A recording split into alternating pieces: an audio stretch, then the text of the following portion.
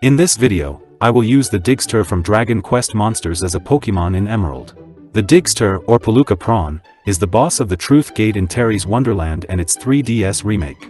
He has massive defense and gets the light metal body trait in the remake, which halves max HP for damage resistance. As a Pokémon, he gets 84 base HP, 79 attack, 146 defense, 65 special attack, 90 special defense, and 41 speed, for a total of 505. These are derived from an average of his original stats and 3DS stats, and they look pretty well rounded. However, due to light metal body, I took half of his base HP and distributed those points evenly into both defenses, so he will have 42 base HP, 167 defense, and 111 special defense. This might seem like a nerf, and it is, as light metal body is a really bad trait in TW3D. Since the original DQM games use lookup tables instead of a formula to calculate stat growth, the rate of which can vary greatly at different levels, the conversion won't be exactly faithful. Also, higher index numbers don't always mean better stats, and in this case, 10 and 15 are much better than 19. His level-up moves are based on his default defender skill set in the 3DS remake, plus Boulder Bash, which he uses as a boss. Since this set contains only one damaging skill, I gave it a few Pokémon moves from later generations for flavor and coverage. Recover and its weather variants are the only self-healing moves in this gen, and it's quite overpowered, so I put it at level 78. I will set up a Digster with perfect IVs and pre-applied EVs. He will have a neutral nature, because I can edit the base stats directly to make adjustments if necessary. He's in the bug family in the original DQM, and he's a lobster, so bug and water type seem fitting. Seeing as the metal body trait might be too much of a nerf, I gave it the additional effect of boosting steel-type attacks by 20%, but unlike Steelworker, this does not provide stab. Max speed EV is forced, and he sorely needs offensive power as well, so maxing one of the attacks is also forced. I decided to go with physical, simply because it's his higher attack. I just hope his boosted defenses can make up for his lack of HP. He levels up at a medium rate in the original games, which is actually slow for the bug family, so I put him into the standard 1 million experience group. This should allow him to reach level 78 for recover without too much trouble, and he needs it to have any chance at beating Steven. I was level 16 after beating all available trainers before Roxanne, and being a water type, the fight was a free win, so was the optional rival battle afterwards. I made her start with Torchic just so she will end up with 3 final form Pokémon in the last battle. The other 2 starters give her an awful Slugma that never evolves, although Magcargo is arguably even worse. I have huge defense and stab Bubble Beam, so Brawly's fighting gym was a cakewalk as well. I didn't make the bulk up TM compatible because it makes no sense on a robotic crustacean, but this also means I will have no way to boost my attack besides the 10% chance from Metal Claw. The Digster uses Boulder Bash as a boss, which does about 65 to 90 bang and donk damage to all enemies. Here I made it rock type with a 50% chance to lower speed. The second rival battle has never been a problem in a solo run, and I'm sure the crits didn't matter. The defender skill set contains selflessness, which works like follow me in Pokémon and is useless in single battles. It has the same Japanese name as substitute, so I gave him substitute instead. I equipped the soft sand to boost the base power of Dig, since substitute blocks status moves, but these items only give a 10% boost in Gen 3. I have no idea how Bubble Beam didn't one-shot Watson's Voltorb when I was 12 levels higher with stab, and my special attack wasn't that bad. Maybe it had maxed HP or special defense EVs, or both. I don't know how to check in the ROM editor. Dig didn't one-shot his main Ectric either, but it's only 60 power in this gen and without stab. I also found out that the AI wasn't aware of substitute yet, as it still tried to paralyze me with Thunder Wave. The Magneton was an easy one-shot due to its double ground weakness. Dazzle Flash doesn't do damage in DQM, and accuracy drop is actually an ailment in those games, but I didn't want to make useless filler moves, so I cloned Icy Wind and made it Psychic type and drop accuracy. It won't do a lot using my mediocre special attack, and accuracy drops don't really work on the AI, but it still provides some coverage. Flannery received a sizable buff in Emerald. Her Torkoal now holds a white herb to reset the stat drop from overheat. However, I'm a water type this time, with a huge level lead. The common 1 million group levels up pretty quickly in the mid-levels. My lack of offensive power has really started to show in the Norman battle, as my Bubble Beam and Boulder Bash couldn't even one-shot his awful Spinda. He has a Linoon in Emerald, and it's usually a free kill in solo runs since it can't naturally learn extreme speed in this gen, but this time it got to use Belly Drum, which I never knew it had. Still, I don't know what it can do without extreme speed or any other priority moves. I could hardly scrape the slacking despite being a whole 12 levels higher, so the best I could do was spam Dazzle Flash to lower its accuracy and then chip it down with my other moves. This really isn't looking good for some of the late game fights. Weakening Wallop is a normal attack with 50% chance to lower attack. Here I made it Bug type with 70 power, or just a worse lunge.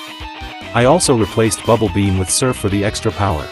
Surf doesn't have friendly fire in this gen, which is actually a negative because its power is halved in doubles, whereas friendly fire moves like Earthquake retain their full power. In later games, it was changed to a flat 75% when hitting multiple targets, ally or enemy. Anyway, the rival battle here is a complete joke, and I don't know how she was able to get this far, when her team would clearly have trouble with even the wild critters in the area.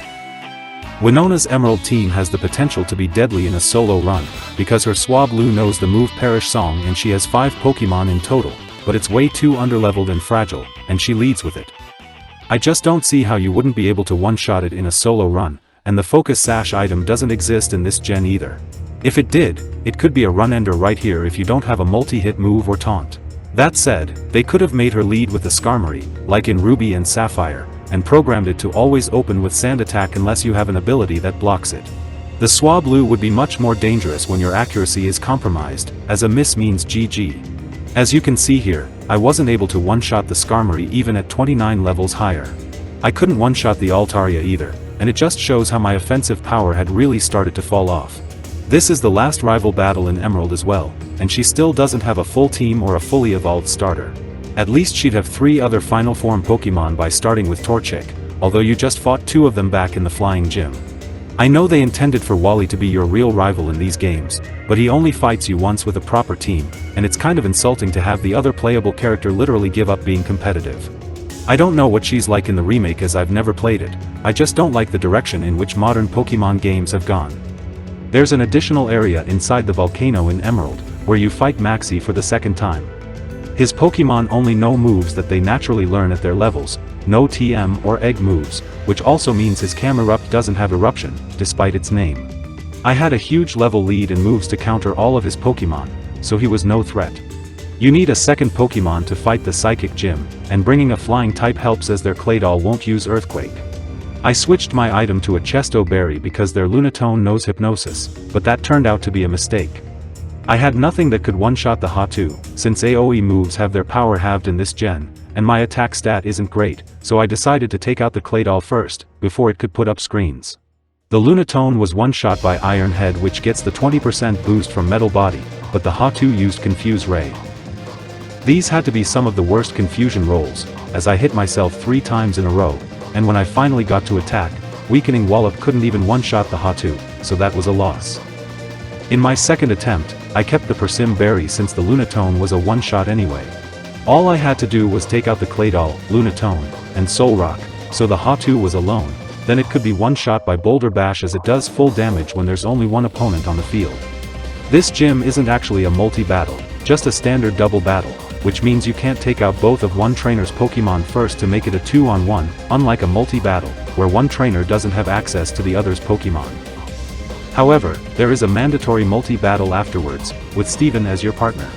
This battle can be very annoying and luck-based because the enemies love to spam ailments and debuffs, and the friendly AI is terrible. Steven's Metang almost always opens with Light Screen, when most of the enemies are physical attackers, but fortunately, I had Stab Surf to hit the double weakness of their Camerupt. They were easy one-shots even with Surf's power halved, thanks to my level advantage. The bad partner AI in these games is intentional, to make the multi-battle mode in the battle tower artificially harder. For example, while the enemy AI is aware of friendly fire from moves like Earthquake, and avoids using them unless its partner is immune or resistant, your partner isn't, and would take the KO even if it means team killing you in the process. This quirk is more apparent in Gen 4 and 5, in which there are a lot more AoE moves with friendly fire, like Discharge and Lava Plume. I got rid of Surf before the Archie fight, so I can learn Crabhammer at level 62. Its base power is only 90 in this gen, but it's still the strongest physical move I have access to. The ROM patch I'm using has updated most moves to their Gen 5 stats, but Crabhammer was only buffed to 100 power in Gen 6.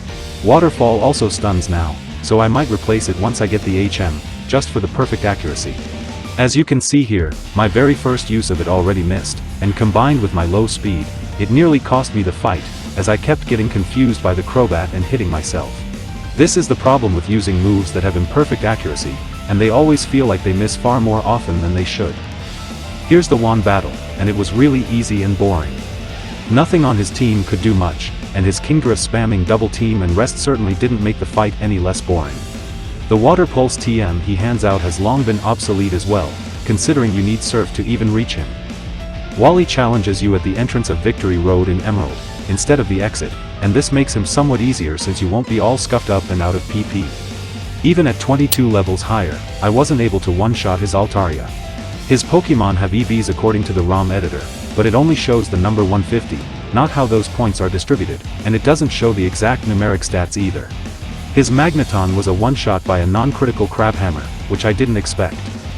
I forgot there was no fairy type in this gen, so I used Iron Head on the Gardevoir when I should have used Weakening Wallop. Luckily, it only used Future Sight, instead of something like Hypnosis or Thunderbolt. Here are my stats and moves for the Pokémon League. Apart from defense, my stats are actually really bad for a level 70 Pokémon, and there are hardly any physical attackers in the league. I also don't know if 128 speed is able to outrun Drake's Flygon and Salamence after the badge bonus. My moves have decent coverage, and I gave the Digster Boulder Toss just to make up for his low attack. I made these tier 3 physical techniques 100 power in an earlier video, but that was too overpowered for this gen, so I dropped them to 85. Thankfully, Sydney was a free win despite Intimidate, due to the low defense stat on all of his Pokémon, some of which even have a double weakness to Bug. Phoebe is usually the biggest problem in solo runs, because her leading Dusclops knows the move Curse. I had to either get a stun from Iron Head, or land a crit, or just hope that it uses something else. I got a stun, which was a 30% chance, and the rest of her team was no threat due to their low offensive stats. Banette actually has 115 base attack, but Shadow Ball is now special, and Shadow Claw is a Gen 4 move. I equipped an Aspear Berry for Glacia, who has by far the worst team among the Elite Four, thanks to the dearth of new ice types in Gen 3.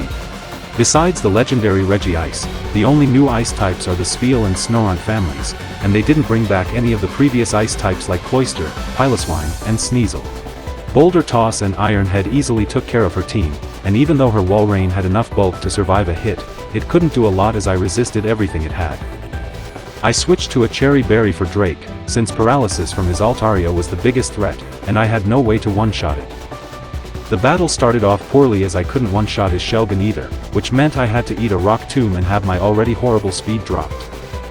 His Altaria didn't paralyze me, but Aerial Ace after a Dragon Dance still did a lot due to my flying weakness. I had nothing for the Salamence, and Boulder Toss couldn't even two-shot it after Intimidate and its Citrus Berry. It stunned me with Rock Slide as well, so that was GG. I could have bought a Blizzard TM for Drake, but I'd rather not rely on TMs for coverage if I didn't have to. I just used all the rare candies I found to reach level 76, considering I will need to use them anyway to have any chance at beating Steven. My second attempt at Drake went much better, as the Shelgon used Dragon Claw instead. My Boulder Toss was a one-shot on the Altaria, and a two-shot on the Salamence even after its Citrus Berry.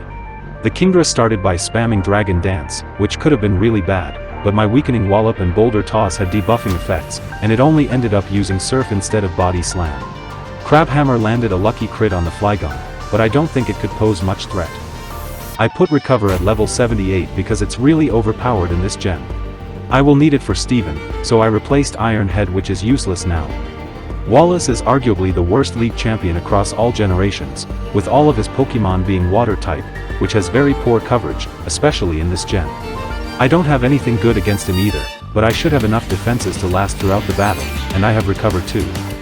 I should have equipped a Pecha Berry for this fight, because his Tentacruel knows Toxic, and his Ludicolo possibly does as well. I got very lucky here and dodged a Toxic, which doesn't yet bypass accuracy checks when used by a Poison type. I believe this change was made in Gen 6, just to give Poison types a much needed buff to make them more competitively relevant. Anyway, this is just a long and anticlimactic fight, but thankfully, you can still fight the real champion, Steven, afterwards in Emerald. I'm not confident I can beat him this time, because I have abysmal HP and a weakness to rock, and I don't even have anything for reliably getting past his Skarmory without getting poisoned by its Toxic. I'm out of rare candies as well, and I'm certainly not going to grind to level 90 or whatever. I relearned Substitute, since the AI isn't aware of it in this gen, and so it might still try to toxic me through it. I won't need a Pecha Berry, so I equipped a Citrus Berry for some additional recovery. As I expected, his Skarmory still tried to use Toxic when I was behind a Substitute, which allowed me to take it down without much trouble. But since most or all of his Pokémon have Defense EV, Crabhammer couldn't one-shot his Claydol, and it used Reflect. Trying to stall it out there might have been a mistake, because it could boost its stats with Ancient Power, which it did, but again, there wasn't much else I could do with Reflect up. The Cradily couldn't do a lot when I had a sub, but the Armaldo was another problem due to its natural bulk and Ancient Power. It also got a boost from Ancient Power when I tried to PP stall it with Substitute and Recover, so that was a loss. I retried a few more times, but I could hardly get past the Skarmory, as it has an equal chance of using Aerial Ace, which my sub clearly couldn't survive, so this moveset wasn't going to cut it. I finished off the level and learned Earthquake and Iron Defense. A defense boost should force him to use special moves like Ancient Power, which I can easily PP stall with Recover. I need good rolls to 3-shot the Skarmory, and it was possible to one-hit KO the Claydol, but I rolled low and allowed it to set up Reflect. It wasn't all bad though, as he would spend a turn healing. My second Crabhammer landed a crit and ignored its Reflect. Since I replaced Weakening Wallop with Earthquake for the Aggron and Metagross, the Cradily became a wall. I couldn't do much to it even without Reflect, so I had to resort to using Recover and stall out its PP for Ancient Power and Giga Drain. I was pretty lucky as it didn't get a stat boost from Ancient Power, and Iron Defense meant hitting myself in confusion wasn't a big deal. It was the same story with the Armaldo, just stall out its PP for Ancient Power and hope that it doesn't get a boost. Its Slash has high crit rate, but I could take that no problem. I don't know what the issue is with the Aggron, which used Solar Beam instead of Thunder, but I won't complain about a free kill. The Metagross has no special attack EV, so its Psychic did under half, meaning I could safely attack while stalling with Recover. I did have to get lucky to not have my special defense dropped, but that's only a 10% chance in this gen. So, in conclusion, what can I say about the Digster other than that it's pretty bad as a Pokémon? Granted, it was mostly due to my implementation of Light Metal Body, but that's basically how it works in TW3D, where it increases MP cost as well, so it's just a horrible trait. Still, I was glad it was able to beat Steven, even though much luck was required. Thanks for watching.